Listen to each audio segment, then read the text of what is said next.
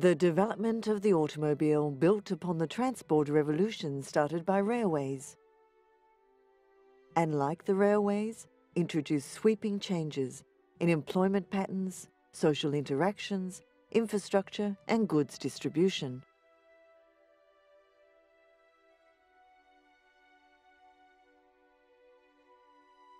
The automobile is one of those inventions that can be credited to many different inventors.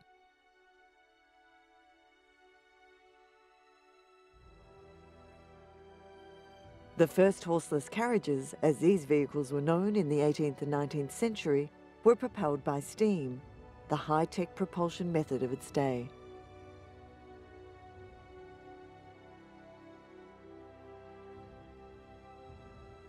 Over the course of the 20th century, the automobile rapidly developed from an expensive toy for the rich into the de facto standard for passenger transport in most developed countries.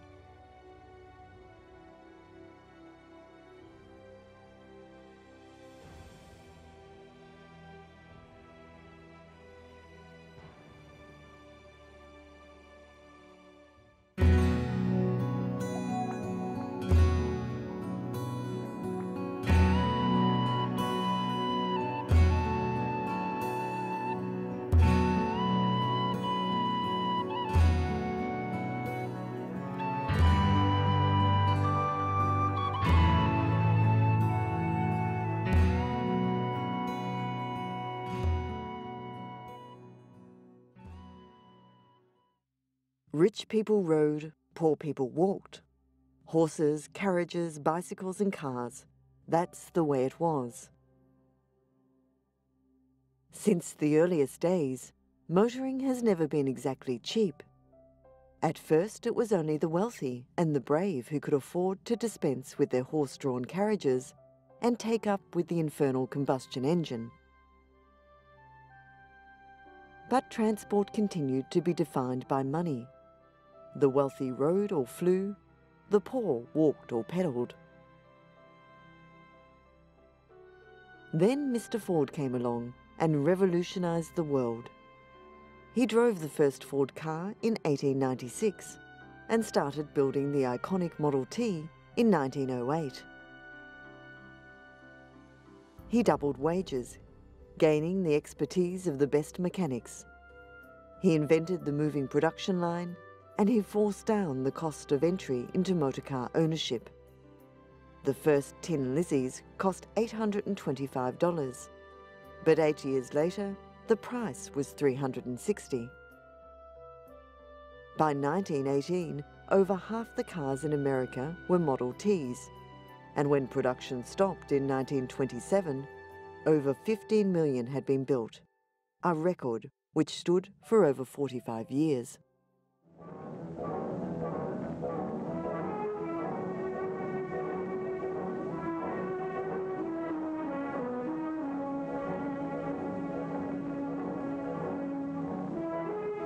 The cars began coming off the assembly line at the rate of 1 every 40 seconds.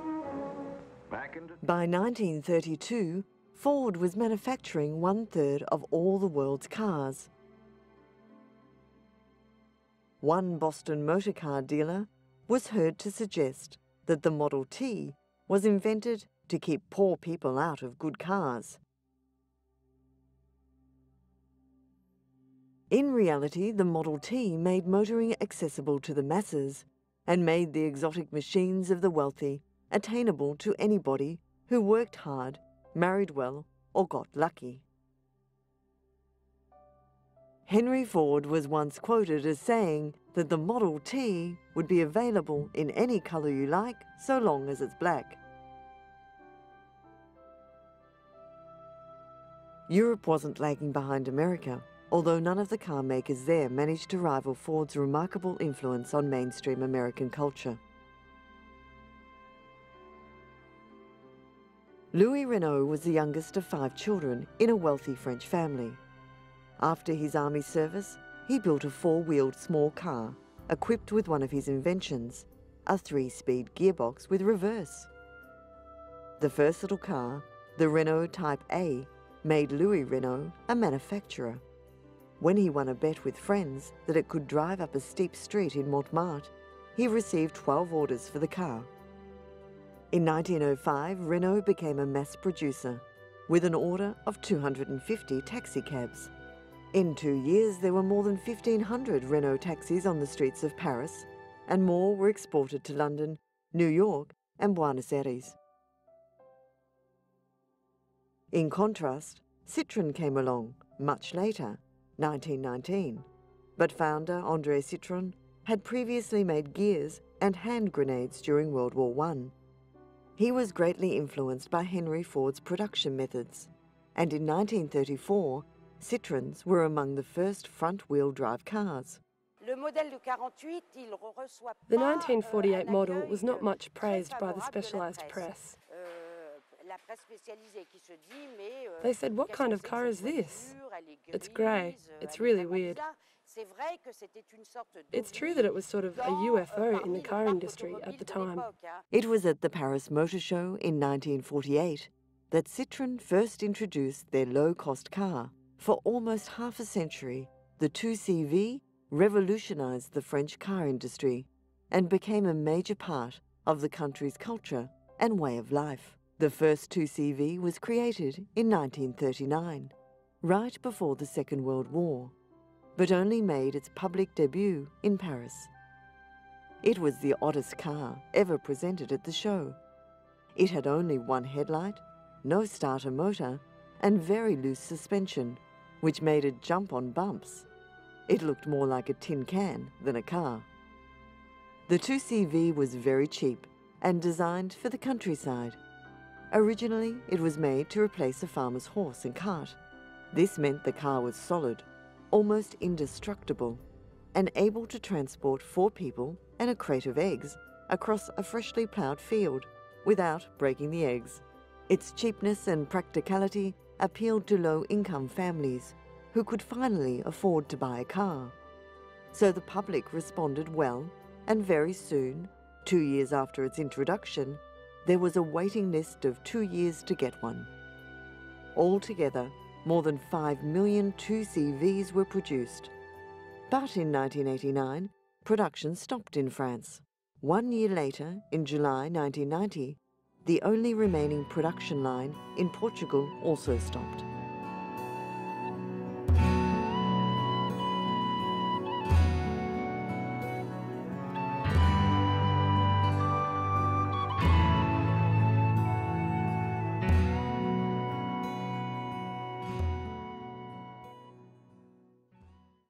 The British motor industry started when Frederick Sims bought the rights to his friend Gottlieb Daimler's engine in 1893 and founded the Daimler Motor Syndicate to build motorised boats.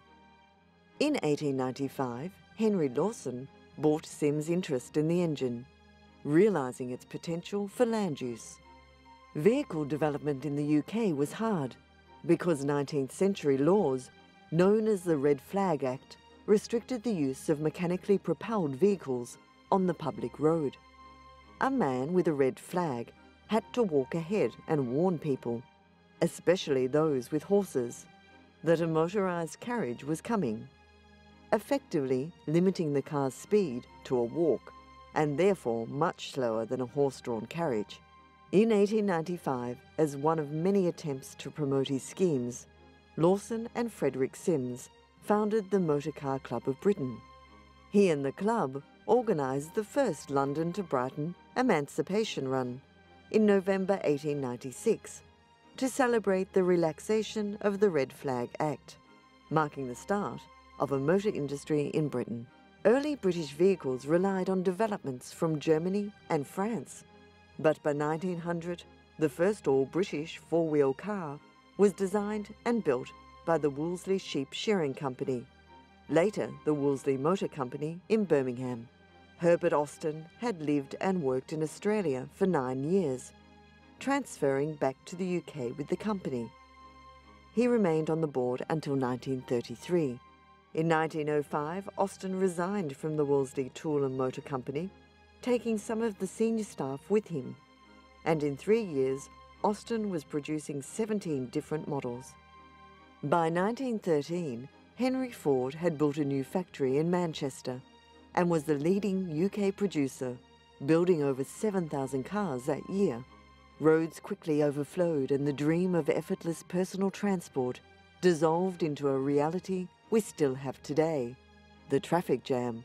Car production just about stopped during World War I, as industry geared up for the war effort, employing women in large numbers for the first time. Austin's company focused on the war effort, and in 1917 he was knighted and also received the Belgian Order of the Crown of Leopold II for employing 3,000 Belgian refugees at his factory. The car business was difficult after World War I.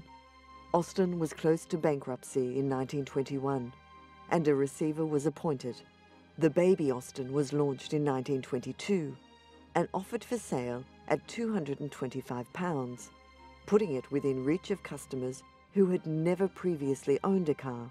Its output reached 25,000 annually by 1925. The price was reduced each year. In 1922, there were 183 motor companies in the UK. Yet, by 1929, following the slump years, there were only 58. In 1929, the big names were Morris, founded by William Morris in 1910, and Austin. Between them, they built 60% of the cars in Britain. In 1932, Britain passed France as Europe's largest car producer, a position it held until 1955. In 1937, the UK produced nearly 500,000 vehicles, but the Great Depression of the 1930s virtually halved demand for vehicles, and thousands of jobs were lost. Modelled on the vast factories built by Ford and General Motors in Detroit, the British car makers had huge workforces. At least the British had exports to former colonies in the Commonwealth to prop up production. Even the mighty Bentley, so beloved of wealthy playboys and aristocratic amateur racers, couldn't weather the storm. Despite winning the iconic Le Mans 24-hour race, Bentley was sold to the even more elegant Rolls-Royce company. For years, a Bentley was just a slightly cheaper version of a Rolls-Royce. But at least the badge survived. Many did not. Over in Germany, where the very first car was built by Carl Benz in 1885, another people's car was to rise from the ashes of the Second World War, the Volkswagen. Unkindly called the Beetle because of its shape, the name stuck, and the rear-engine car became an icon for a generation. It was designed by an engineer whose next project would make his name revered by enthusiasts around the world, Dr. Ferdinand Porsche. His sports cars would dominate racing and define luxury high-performance driving for decades. During the 1960s and early 1970s, Volkswagen advertising campaigns and a reputation for reliability and sturdiness helped Beetle sales figures to rocket up. In 1972, production passed the level of the previous record holder, the Ford Model T, and by 1992, over 21 million Beetles had been produced. Beetles were built in Ireland, Thailand, Indonesia, South Africa, Australia, and Nigeria, as well as huge numbers in Mexico and Brazil. In 1962, a slightly modified Beetle set a new record for driving around Australia.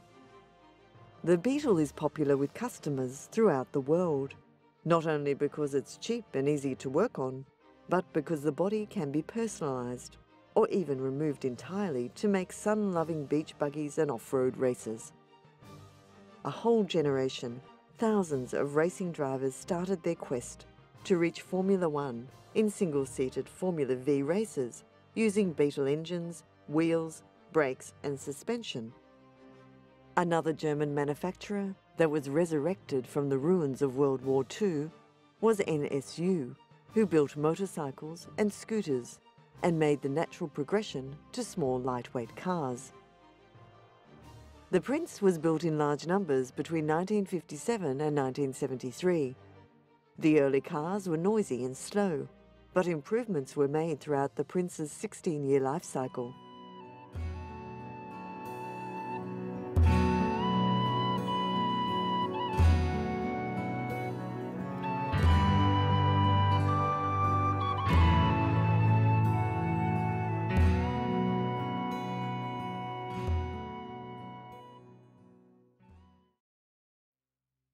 In the earliest days, roads were places that horses hauled carts. But as more and more cars came along, so did road construction gangs, roadworks, road closures, and chaos on the roads. From packed earth to hand-laid wooden blocks, cobblestones to concrete, and eventually poured and rolled hot mix, a byproduct of making petrol, roads became more durable. Vehicle makers rose to the challenge and soon realized that driving all the wheels was the most efficient way of moving their machines.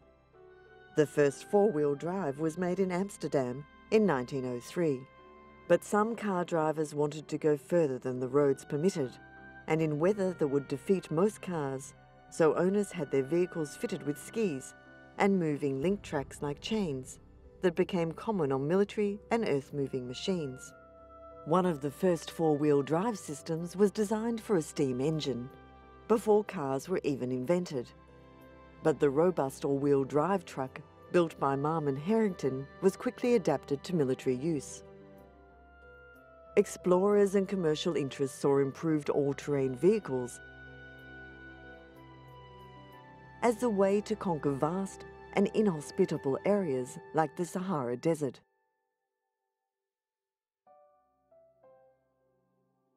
Caravans of camels would soon be sharing the desert with convoys of wheeled vehicles. Though the camels would sometimes be needed to free vehicles trapped by the shifting sands. If necessity is the mother of invention, then warfare is its father. All it takes for technology to make huge leaps is a war. And the world of automobiles is no different. The Second World War spawned what is now known as the Jeep. Although no one's really certain what the name came from an abbreviation of general purpose to an internal Ford naming system in early 1941, Willys proved the vehicle's off-road capability by having it driven up the steps of the United States Capitol by a test driver who heard soldiers calling it a Jeep. Small, rugged, cheap, and seemingly indestructible, it prompted dozens of imitators and variations from just about every manufacturer. Even once the war was over, vehicle development continued, with trucks being made to carry more load over rougher ground and at higher speeds. The British Army even experimented with a gas turbine-powered armoured vehicle and weren't shy about demonstrating what their fighting machines could do. So too the Americans, keen to find out just how far these rugged, all-terrain runabouts could be pushed,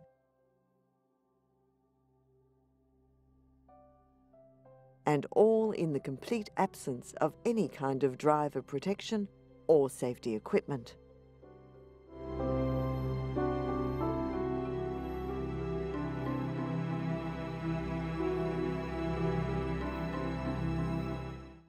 And after the war, when there were lots of surplus Jeeps left at the end of hostilities, keen drivers did what comes naturally.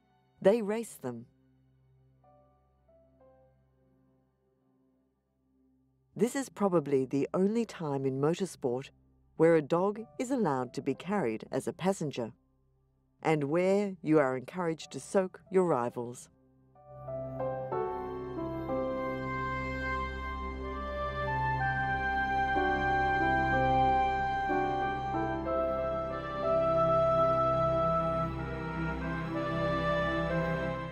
Even with humans aboard, the result is the same, as drivers tackle tough terrain in their rugged little ex-army surplus vehicles.